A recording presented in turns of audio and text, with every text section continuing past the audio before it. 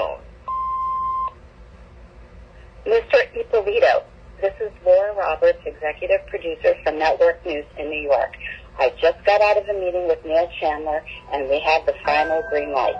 John Hogan and his crew will arrive in El Paso Sunday evening and ready to shoot your interview at the Channel 11 studios Monday morning at 10. If you have any questions, I can be reached at 212-555-6397, extension 970. Water or soda or something? No, I'm okay, Mr. Hogan, thanks. Good. Call me John. Ah, good. Call me Richie. You got it. Hey, Richie, this is Tony, my cameraman over here. Tony, how you doing? And my sound guy, Steve.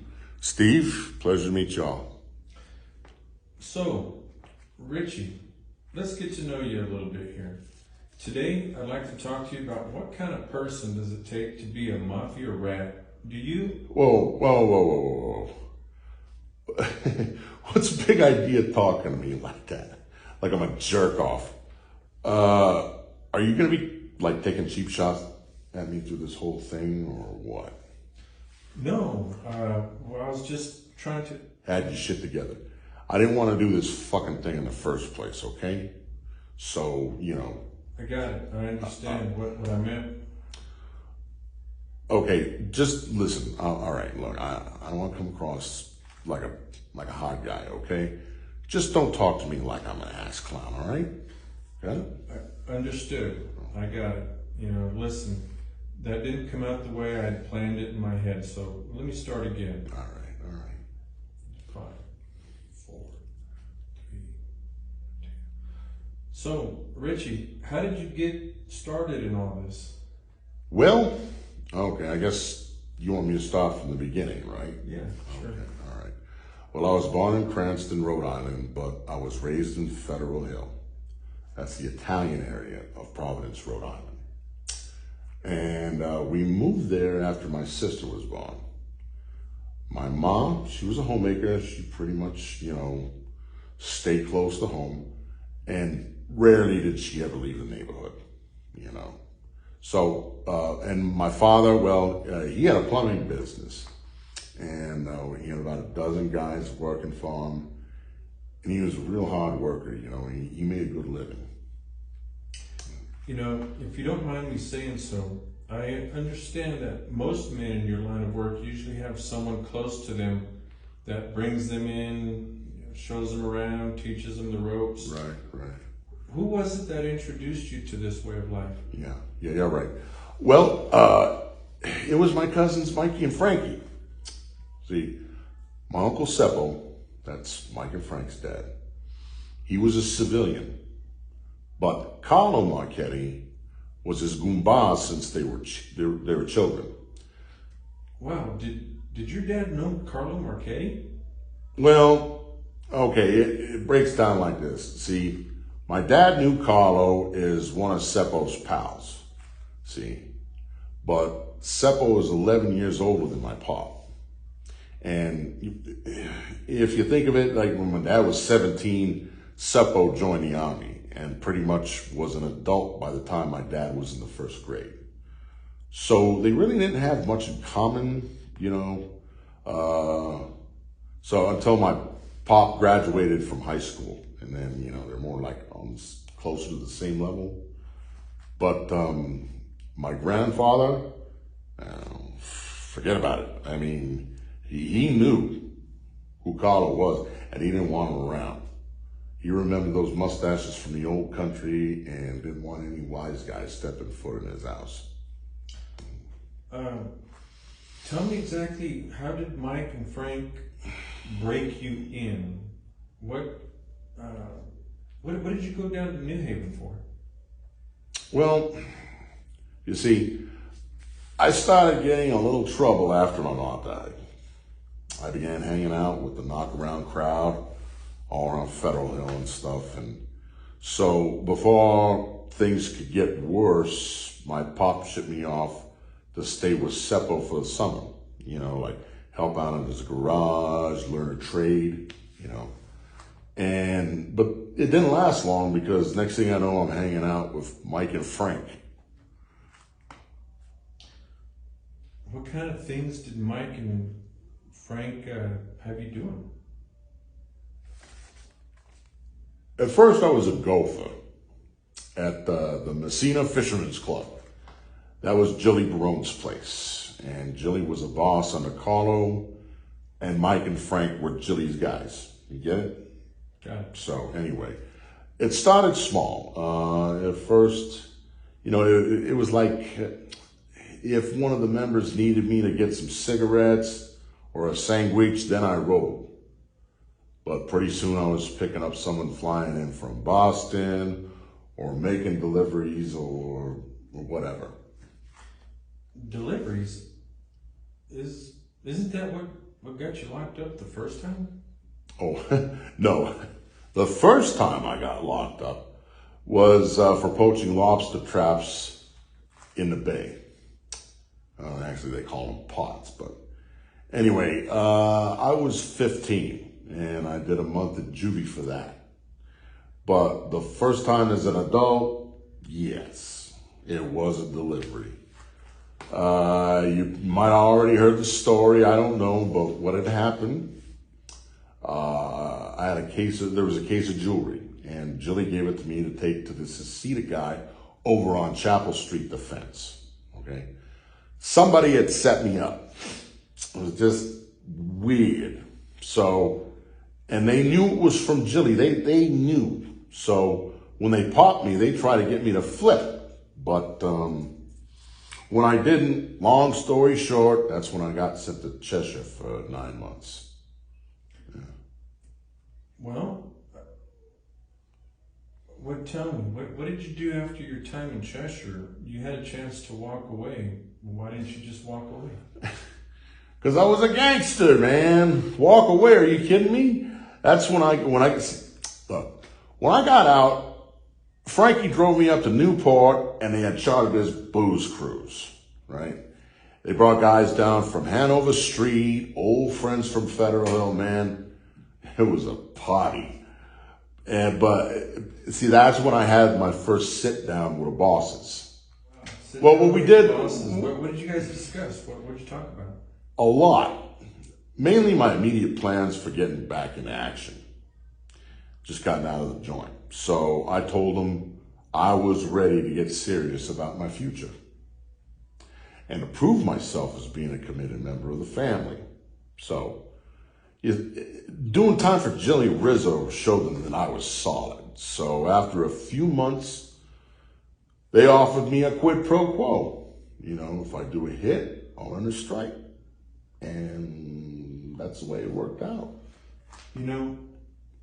When people are talking about killing somebody, usually they have some type of apprehension about taking somebody's life. Was this something that gave you pause? Or, after all, this is a human life, Richie. Well, now, at the time, I didn't even think twice about it. I'd been running my own shy for a few years, and most of the time it was just me. I was loan agent, collections officer, and late breaker all rolled into one. And so, you see, by the time they offered to straighten me out, I had already put enough assholes in traction to fill a wad. So, doing hits, well, it was just kind of the next level. It was natural. Well, besides Mike and Frank, your family was always so dead set against this type of lifestyle. Oh, yeah, no doubt. Did they find out? And if they did, what was their reaction? How did they feel about it? Well, my ma and Seppo had passed away years before. My pop, my sisters and their family, well, they stopped talking to me after I had gone away to Cheshire. So really, I don't know. But on the day I was getting made, see, here's what happens. We were at my Aunt Marie's house cleaning up for the ceremony. And She comes home, and when she walked in, she saw us wearing $2,000 suits, and she knew what was going to happen that day, and all she could do was cry. I broke her heart. Tell me, why are we here today? What brings us to today? Well, what do you mean? I mean, you people over at Network News have been on my ass for almost 6 months for this interview. I'm not getting it.